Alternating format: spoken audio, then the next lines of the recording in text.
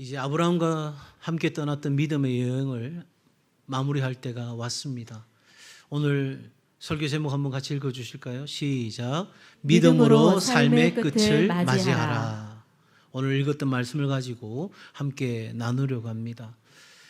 우린 인생에 대해서 많은 정의를 하고 살아가죠. 특별히 우리가 하나님의 자녀가 된다는 것은 다름 아니라 믿음으로 시작하고 믿음으로 선택하고 믿음으로 살고 믿음으로 마친다는 것입니다. 그러니 이 자리에 있는 어떤 분은 믿음으로 시작한 분들이 계실 거예요. 또 어떤 분들은 믿음의 선택의 훈련을 하고 계시는 분들이 계실 거예요.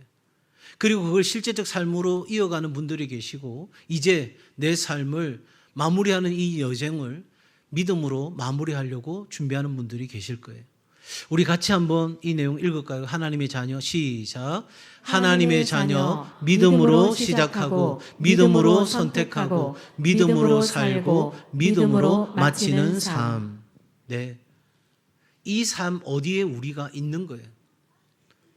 물론 이 자리에는 아직 믿음으로 시작하지 않은 분도 계실 거예요. 그러나 하나님은 저와 여러분을 이 자리에 있게 하셨다는 것은 바로 이 믿음의 자리로 불러주셨고 오늘 우리에게 이 선택과 결단을 도전하고 계신 거죠. 우리가 오늘을 살아가면서 잘 믿고 사는 것도 중요하지만 정말 더 중요한 것은 끝까지 믿는 거예요. 멈추지 않는 거예요. 여러분 어떤 마라톤 선수가 달리다가 다쳤습니다. 그런데 우리 같으면 포기할 것 같은데 포기하지 않고 쩔뚝거리면서 계속해서 결승점을 향해 나아가고 마침내 결승점을 통과할 때 그 모습을 지켜보던 모든 사람들이 어떻게 하죠? 박수를 쳐주는 거죠. 왜요? 너무너무 귀한 거니까요. 너무너무 대단한 거니까요. 여러분 그러기에 믿음의 진가, 내가 진짜 믿음 생활을 하고 있는가, 제대로 하고 있는가는 어디에서 드러나냐면 인생의 끝자락. 다시 말하면 실험과 시험의 그 자리에서 내 삶의 절망과 낙심의 자리에서 내가 뭘 믿고 있느냐가 드러나는 거예요. 우리가 어떤 상황 가운데 있다 할지라도 하나님은 우리를 어두운 데서 불러내어 주신 분이에요. 어두운 데서 불러내어 주신 분이에요. 그러니 우리는 어떤 시련과 어려움이 찾아온다 할지라도 다시 어둠으로 기어 들어갈 이유가 없어요. 그 어둠에 들어가서 낙심하고 좌절하고 기가 죽어서 그렇게 살 이유가 없고 그 어두운 데서 불러내어 귀한 빛에 들어가게 하셨으니 오늘 우리는 항상 기뻐하고 범사에 감사하고 사는 거예요. 그런데 도무지 그럴 수 없는 삶의 상황이 우리에게 닥쳐오잖아요. 힘겨움이 찾아오잖아요. 내가 해결할 수 없는 크고 작은 문제들이 마치 파도가 밀려오듯이 밀려오잖아요. 그럴 때도 우리는 항상 기뻐하고 범사에 감사하는 삶을 선택해야 하는데 도무지 그럴 수 없다면 우리는 기도와 간구로 하나님께 나아가면 그 파도를 지나가게 할 줄로 믿습니다. 넘어가게 하실 줄로 믿습니다. 그러니 우리 인생의 끝자락, 내 호흡이 닿는 그 순간 그리고 오늘을 살아가면서 그 끝자락과 같은 인생의 크고 작은 문제 앞에서 우리의 믿음의 진가가 드러나는 거죠. 그래서 우리의 믿음은 써먹을 수 있는 믿음이 되어야 하는 거예요. 믿음은 단거리 경주가 아니라 완주해야 될 마라톤입니다. 그러니 여러분 우리의 믿음의 페이스를 잘 유지해야 되는 거죠. 이 말이 그러려고 제가 예배를 적당히 쉽니다. 이 이야기는 차원이 다른 이야기예요. 무슨 말이냐면 내가 긴 경주를 할 것이기 때문에 오늘 내가 믿음의 이 여정에 있어서 착실하게 하루하루를 준비해 가는 것이 필요한 거예요. 한순간에 마치 팍 끌어올라가지고 그 열정 가지고 뭔가를 해내는 것이 아니라 오래도록 그것을 할 수 있도록 우리의 믿음과 삶을 준비시켜 나가고 계속해서 연단하시는 하나님과 동행하는 것이 우리에게 필요한 것이죠. 자, 그러면 이 믿음으로 삶의 끝을 맞이하는 삶에 대해서 좀 더 구체적으로 우리가 좀 생각해 봤으면 좋겠어요. 어떻게 이 믿음의 마라톤을 완주할 수 있을까? 자, 1번 우리 같이 읽을까요? 시작. 믿음은 마지막 순간까지 하나님 백성으로 사는 삶입니다. 네. 마지막 순간까지 하나님 백성으로 사는 삶이에요.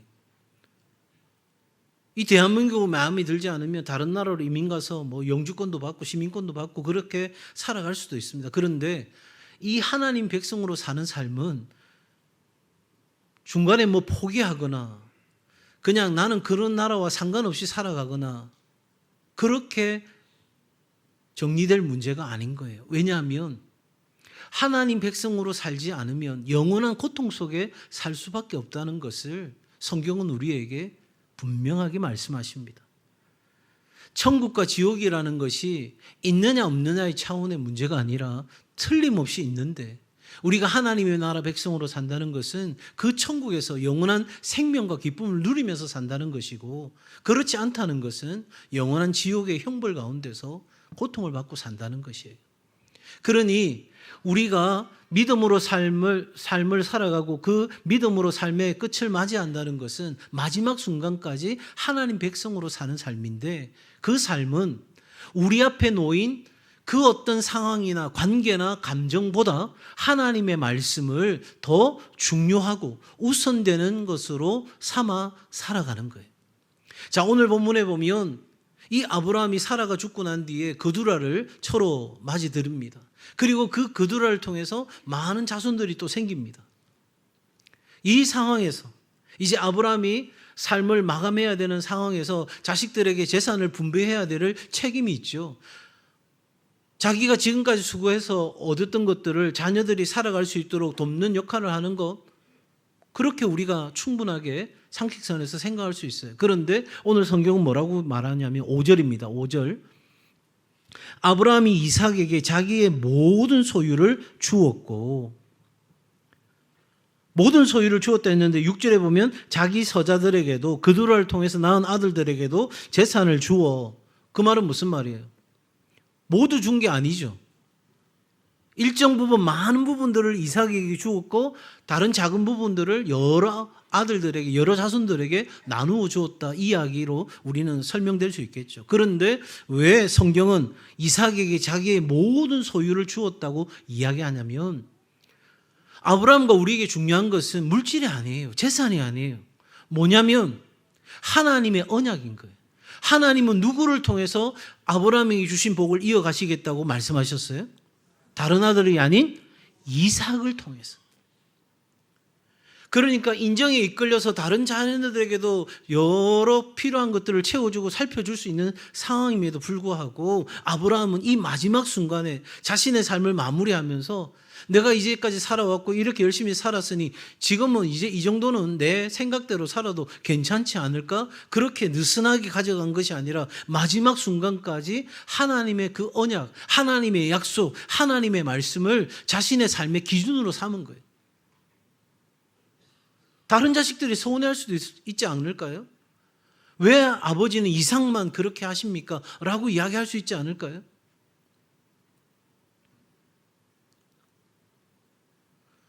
여러분, 하나님은 지금 언약의 자식으로 주신 이 이삭에게 집중하고 계시고 하나님은 그 이삭을 향한 이 아브라함의 마음이 하나님 앞에서 고정되기를 바라시는 거예요. 그러니 우리가 하나님의 백성으로 산다는 것은 마지막 순간까지 하나님의 말씀을 내 삶의 기준으로 삼아야 되는데 왜 그런가? 여러분, 이 말씀이 우리의 길이 되고 우리에게 진리가 되고 우리에게 생명이 되기 때문이에요.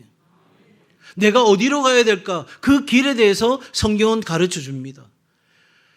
이 진리가 혼란스러운 이 시대에 무엇이 진리인가? 성경은 우리에게 붙들어야 될 진리를 말씀하십니다. 그리고 궁극적으로 우리에게 이 하나님의 말씀은 생명을 주는 거예요.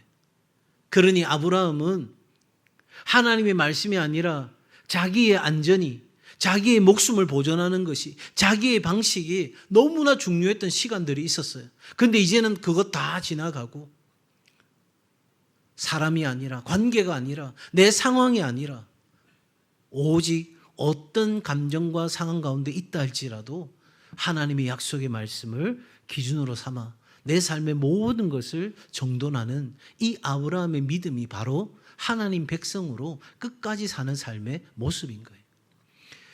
두 번째로 여러분, 하나님 백성의 삶을 산다는 것은 이 삶에 있어서 방금 말씀드린 것처럼 하나님의 말씀을 따라 타협 없는 분명한 선택을 하는 거예요.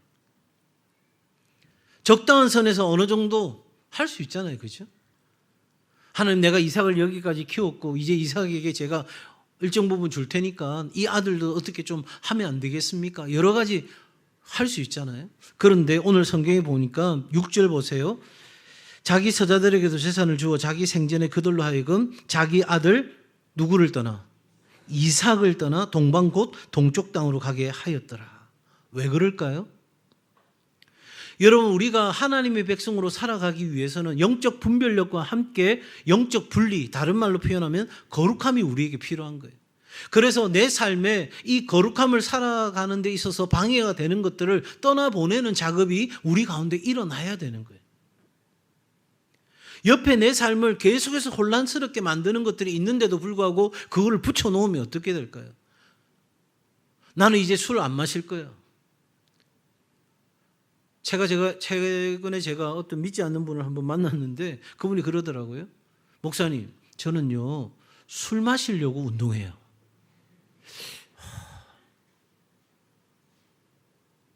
여러분, 내가 술을 끊을 거야 이렇게 결심했는데 내 옆에 계속해서 술을 겁나게 좋아하는 사람들이 계속 있어. 그 사람들하고 계속 만나. 낮이건 밤이건 뭐 계속 만나. 그러면서 나는 술을 끊을 거다. 돼요, 안 돼요?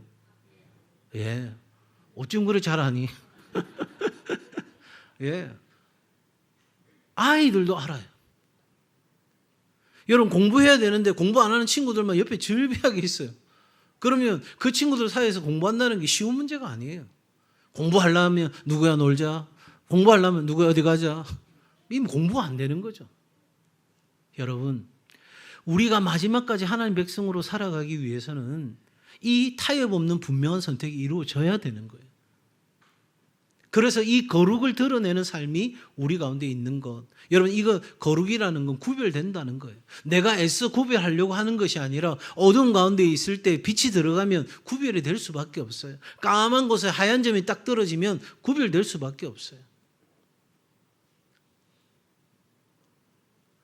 우리는 이렇게 마지막까지 하나님 백성으로 살아가기 위해서는 철저하게 자신을 돌아보고 나의 연약함이 무엇인지를 깨닫고 그래서 하나님 앞에서 타협 없이 말씀 앞에서 나를 조정해가는 작업이 우리 가운데 반드시 있어야 하는 거예요.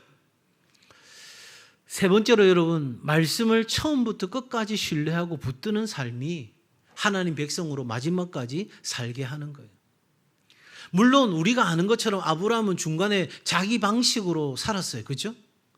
애굽으로 막 내려가지 않습니까? 하나님이 지시할 땅으로 가라고 해서 그 지시할 땅으로 가다가 기근이 찾아오니까 아브라함은 바로 애굽으로 내려갔어요. 그때 성경에 아브라함이 애굽으로 내려갔던 이유에 대해서 이렇게 이야기합니다.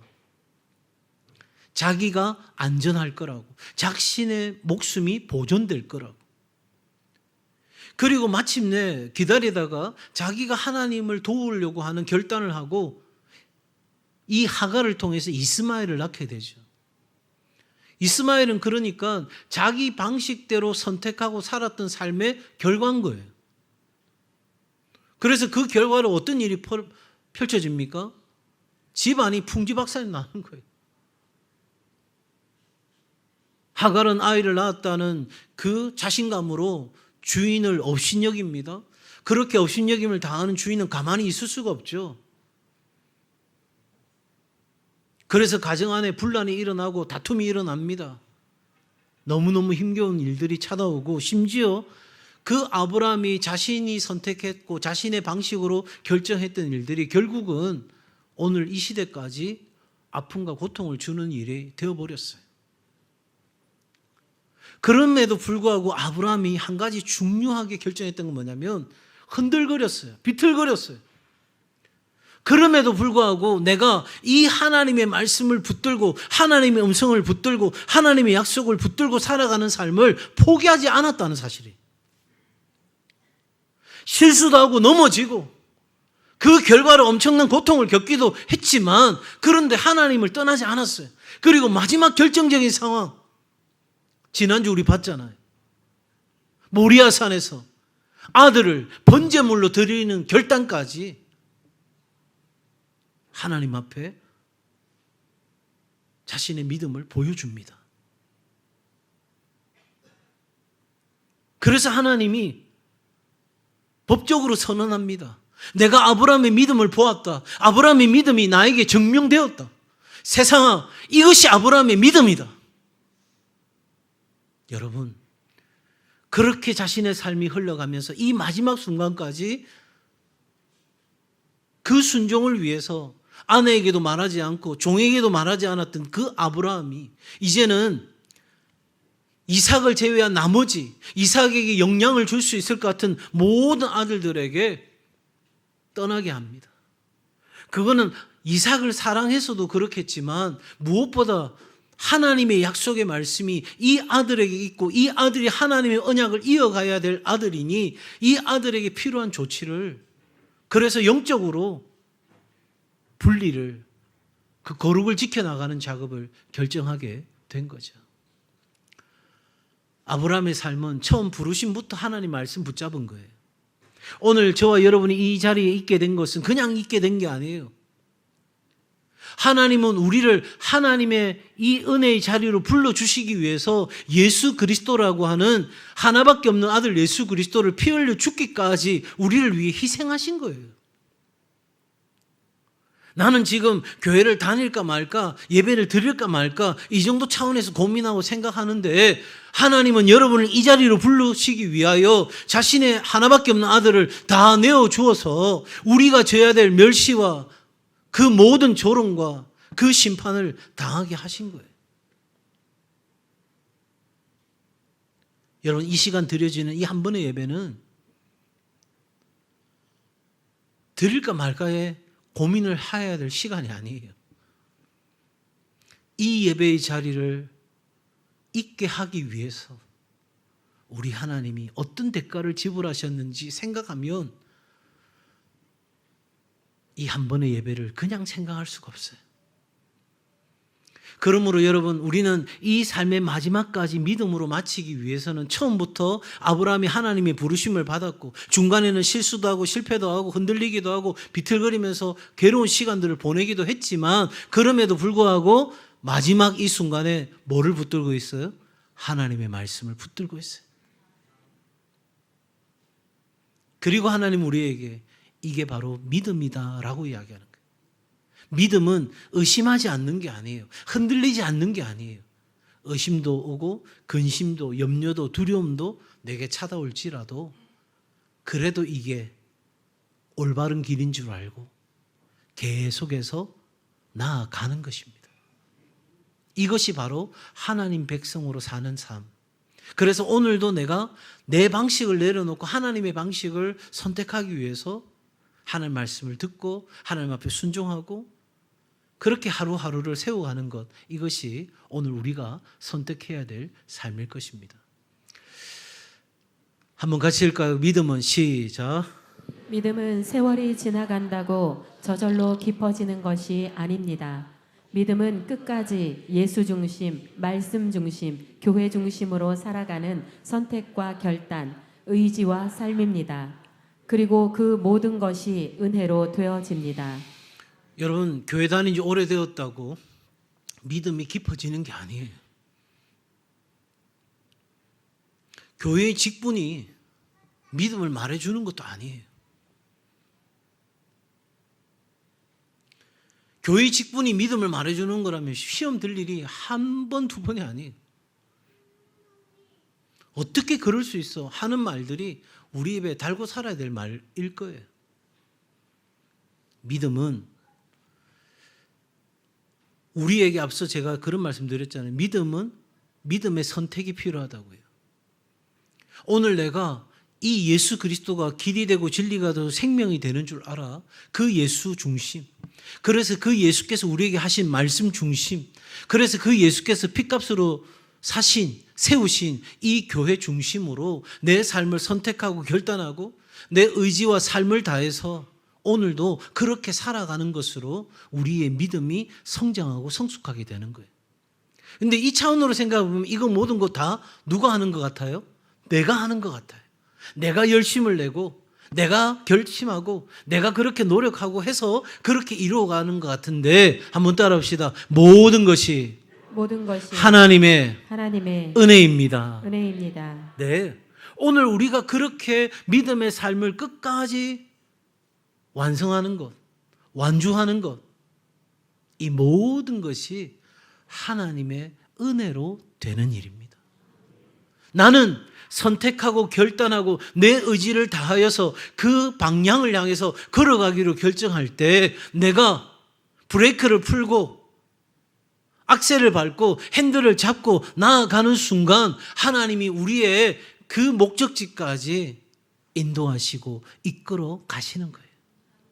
그러니 여러분은 지금 그 결단하시면 돼요. 내가 하나님과 동행하겠다. 지난 수요일 날 여러분 들으셨잖아요.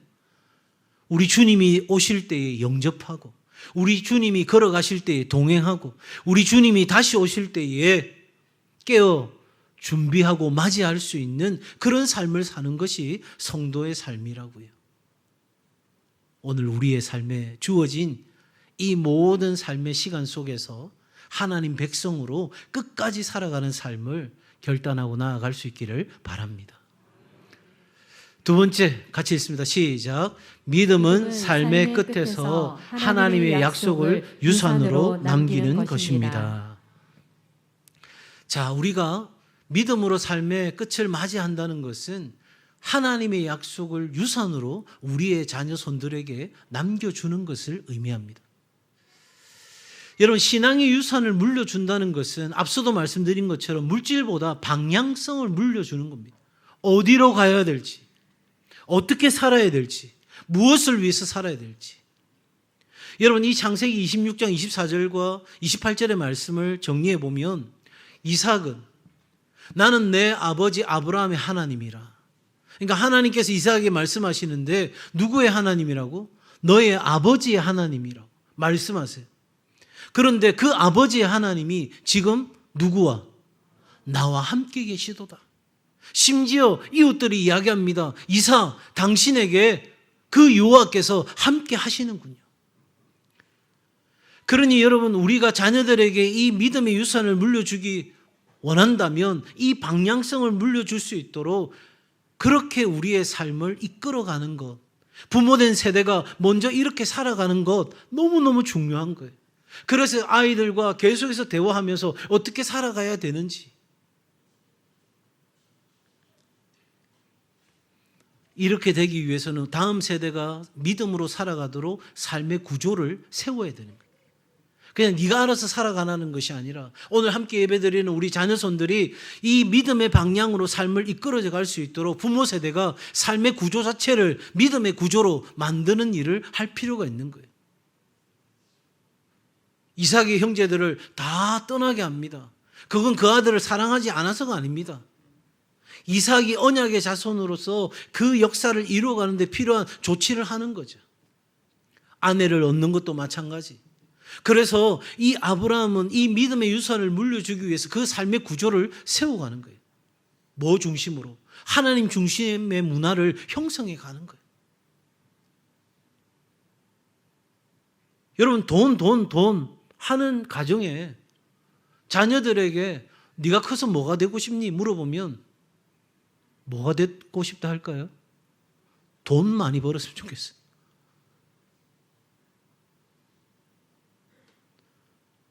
여러분, 돈은 따라오는 거지 목적이 아닌 거예요.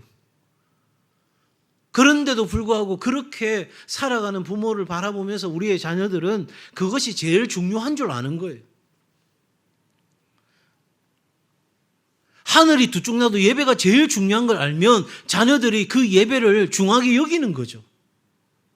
하나님 앞에 헌신하는 삶이 가장 가치 있고 고귀한 것을 알고 부모가 살아가면 자녀들이 순간은 비틀거리고 흔들거려도 어느 순간인가 자기 자리를 찾아가고 그 속에서 하나님 앞에 기뻐하시는 삶을 선택하고 사는 거죠.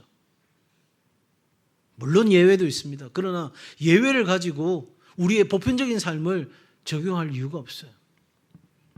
역기능적인 가정에서 우리 자녀들이 올바르게 자라간다는 것은 중간에 여러분 강력한 개입이 들어오고 새로운 삶의 결단이 일어나야만 가능한 일이에요. 그만큼 힘든 거예요. 적어도 우리는 믿음을 개성할 수 있는 환경을 부모 세대가 만들어야 돼요. 이건 부모의 책임인 거예요. 그러므로 여러분, 부모의 신앙은 자녀의 사명을 결정짓는 기초가 된다는 것을 잊어서는 안 됩니다. 믿음의 사람은 자녀에게 직업보다는 하나님의 부르심 앞에 응답할 수 있는 소명을, 세상적인 성공보다는 하나님과 세상에 필요한 사람으로 자신의 삶을 헌신으로 내어드릴 수 있는 용기 있는 사람으로 세워가는 것이 우리에게 너무너무 중요한 거예요. 그러므로 이 자리에 함께 예배하는 우리 자녀들에게 부탁합니다. 부모님들이 이러한 삶의 구조를 만들고 이렇게 여러분에게 믿음의 개성을 이어가려고 노력할 때 우리 자녀들도 예라고 믿음으로 순종으로 받고 따라가는 귀한 은혜가 있기 바랍니다. 부모들이 이야기하죠. 다 너 잘 되라고 하는 일이다. 이건 여러분 잘 되는 차원을 넘어서서 여러분이 살기 위해서, 하나님 주시는 그 복을 누리기 위해서 반드시 선택해야 될 몫인 거예요. 마지막으로 말씀 읽고 정리합니다. 믿음은 시작. 믿음은 삶의 마지막에 죽음을 평안히 받아들이고 하나님의 나라를 소망하게 합니다. 자, 이제 우리가 믿음으로 삶을 마감한다는 것의 의미를 좀 더 생각해 보려고 해요. 믿음으로 맞이하는 죽음은 끝이 아니라 하나님께 돌아가는 새로운 삶의 시작인 거예요.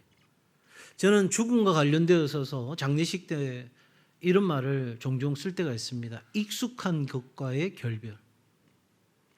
지금까지 내 삶에 익숙했던 모든 것들을 다 놓고 가는 거예요.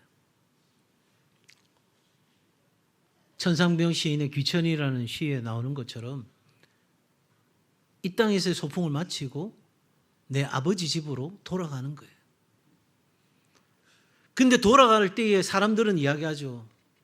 나는 못 죽어. 나는 못 죽어. 억울해. 내가 왜 죽어? 나 더 살 거야.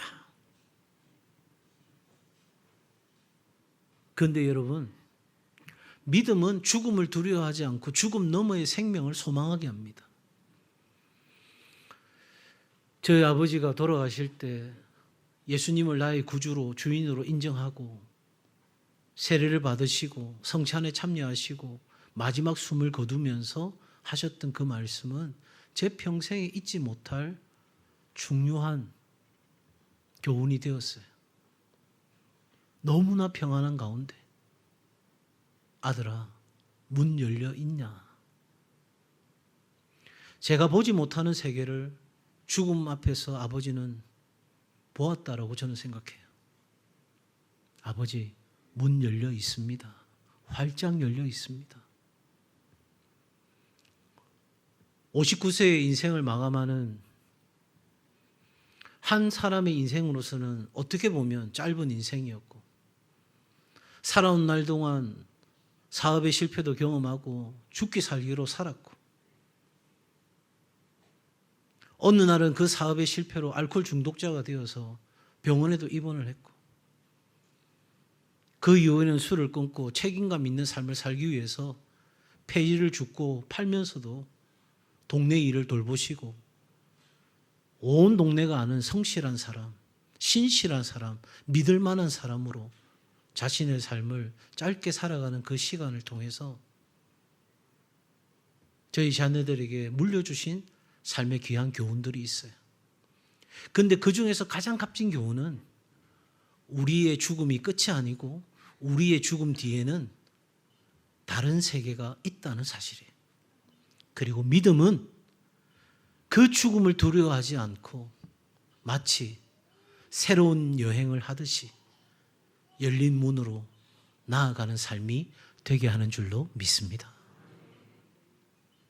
그러므로 여러분, 믿음으로 우리의 삶의 끝을 맞이해야 하는 거예요. 일찍 죽는 것이 불쌍한 게 아니에요. 믿음으로 마무리하지 못하는 것이 불쌍한 거예요. 왜냐하면 짧으냐 기냐는 하나님의 영혼의 시간에 비유해 보면 아무것도 아니에요. 얼마를 더 살고 싶으세요? 얼마를 더 살면 진짜 내가 만족한 삶을 사시겠어요? 정말 중요한 것은 내가 오늘 죽어도 그 영원한 하나님의 나라에서 눈을 뜨는 겁니다. 그리고 그 삶은 지금까지 생각했던, 상상했던 모든 삶을 뛰어넘는 새로운 삶이 시작이 되는 거예요.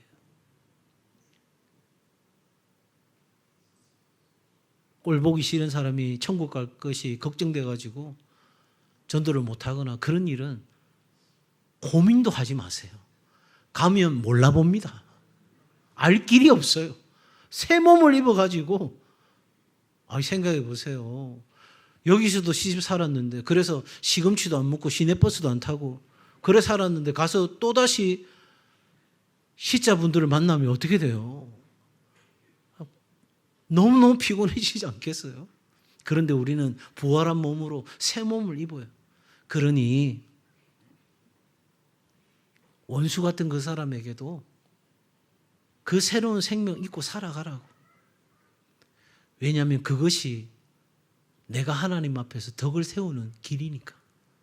내가 하나님께 오늘 이 땅에서의 삶을, 그 치열하고 어려웠던 삶을 보상받는 길이니까. 거기에 하나님의 상급이 있으니까. 그 원수 같은 인간에게도 하나님의 사랑과 복음을 전하고 그 마지막 하나님께로 돌아가는 새로운 삶을 물려줄 수 있다면 그건 우리가 이 땅에 살 수 있는 최고의 선물을 주는 것이라 믿습니다. 마지막 날까지 하나님을 떠나지 않는 끈질긴 신뢰, 이게 바로 믿음이에요. 끈질긴 신뢰예요. 그 실타래가 가느다해지더라도 다시 붙잡는 거예요. 또 붙잡는 거예요. 끊어질 것 같아 불안해하고 염려하면서 이건 끊어지면 안 되는데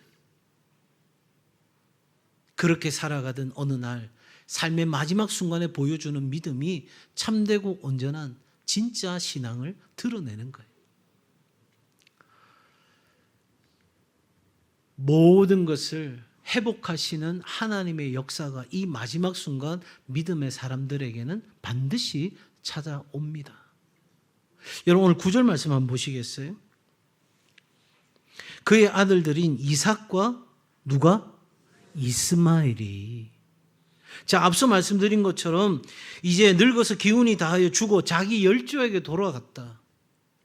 그 영원한 하나님의 나라로 돌아갔는데 그 돌아가는 여정 속에 이 삶의 마지막 마침표를 찍을 때 이 가정에 어떤 일이 일어나냐면 치유와 회복, 용서와 용납이. 여러분 이삭과 이스마엘이 어떻게 한 자리에 있어요? 우리 TV 드라마 보면 저 녀석 때문에 우리 엄마가 고통받았어. 내가 반드시 복수할 거야. 칼날을 갈고 있다가 어느 날 뒤통수에 칼을 꼽는. 그게 우리의 일반적 상식이잖아요. 그 광야에서 우리가 당했던 고통을 생각해봐. 그래서 그 광야로 다시 하나님의 음성을 듣고 돌아간 뒤에 일어났던 우리의 삶의 그 비참함을 생각해봐. 참을 수 없지. 그런데 아브라함이 죽는 자리에 이삭과 이스마엘이 함께합니다.